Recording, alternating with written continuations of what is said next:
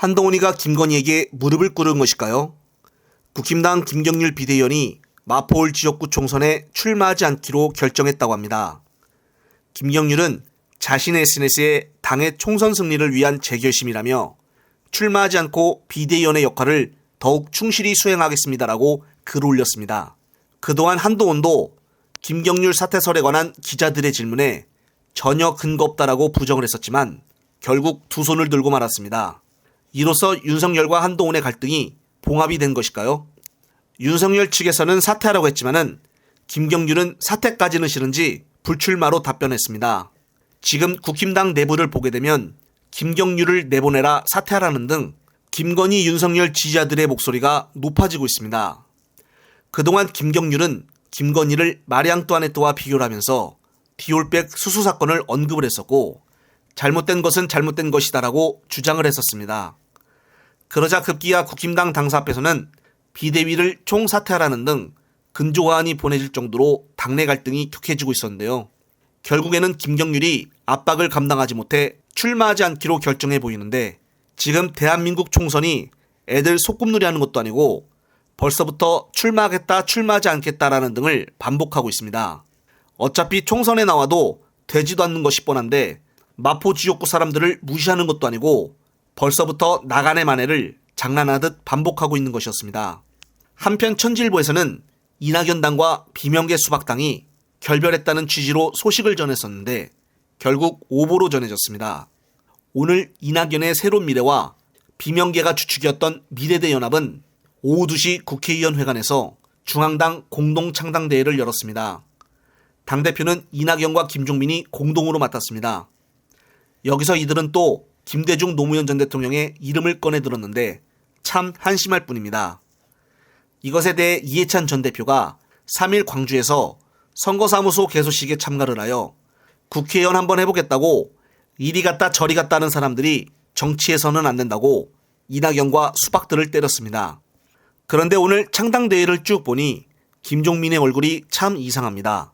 그 이유는 전혀 웃질 않고 불편한 표정을 짓고 있기 때문입니다. 창당대회 첫날인 만큼 공동대표도 맡았겠다.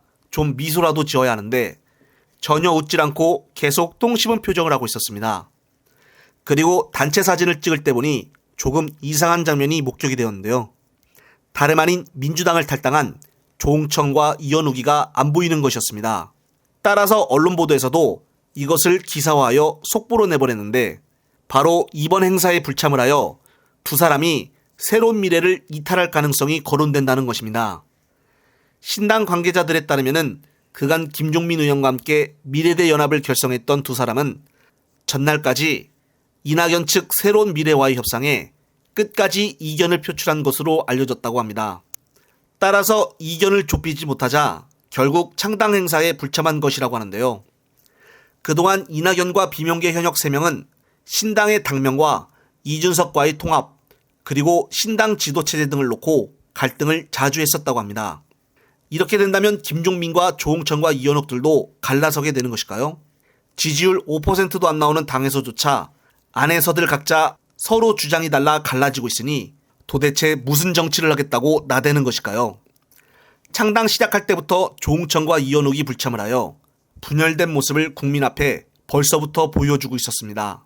한편 커뮤니티에서는 독도 표시를 했다고 일본 수출에 제약이 따르지만 회사 대표가 독도는 계속 표시해야 한다며 일본에는 수출하지 않겠다라고 밝힌 성경김이 화제라고 합니다. 특히나 성경김 공식 로고를 보게 되면 지도에 울릉도와 독도가 예쁘게 나와 있는 것을 볼 수가 있는데요. 며칠 전 뉴스 보도 자료에서 독도가 표시되어 있지 않은 일본 자료를 사용하여 보도하다가 망신을 당한 KBS가 생각이 납니다. KBS 박민 사장은 이 성경김 회사 대표에게 많이 배워야 하지 않나 싶습니다. 한편 이재명 당대표의 변호사를 맡았던 이번 광주 강상갑에 출마 선언한 박균택 변호사가 이 대표의 재판 과정에 대해 국민들이 잘 모르고 있는 부분들을 설명하는 영상이 있었습니다. 관련된 내용 보시면서 이번 편 마무리하겠습니다.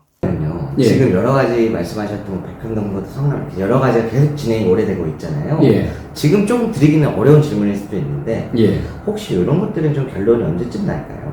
이 일정에 대해서 혹시 좀 예상이 가시나요? 시간이 많이 갈 겁니다. 네. 제가 보기에는 빨라도 1년, 네.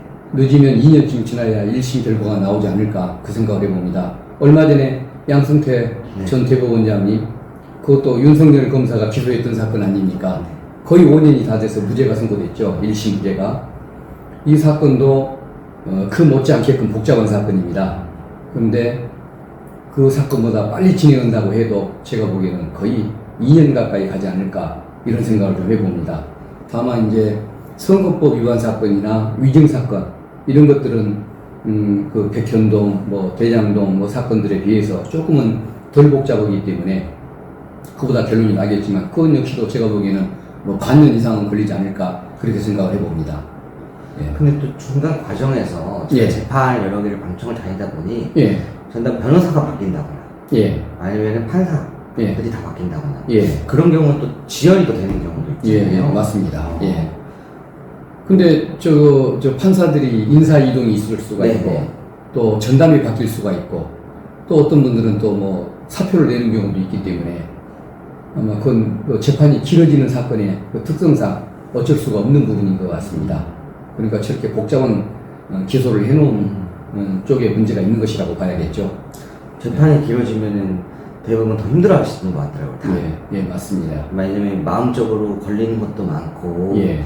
그런 부분에서 재판이 사실은 막 지연한다라는 표현이 저는 좀 이해가 안 갔던 게 요번에도 사실 이재명 당대표 그 담당하던 판사들이 이제 사퇴를 했잖아요. 예. 이제 물러나면서 이거를 이재명 당대표가 지연시킨 게 아니냐 라면서 막 프레임으로 공격하는 사람들이 있었거든요. 예.